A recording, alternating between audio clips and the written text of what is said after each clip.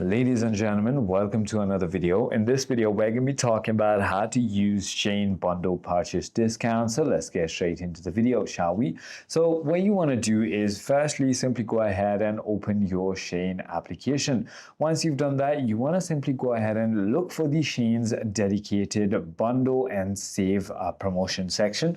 I currently don't have one because the promotion has already ended, but you can simply go ahead and look for it right around here. So as you can see, there's deals, bestsellers, and so on for now, but this current exact feature is not available for me, but you'll just have the tab bundle and save if it is available. These typically feature deals like buy 3 get 4 free, or even some flat percentage drops or combined on combined purchases. So what you want to do is head into that section. Let's just say that this trend section is that section.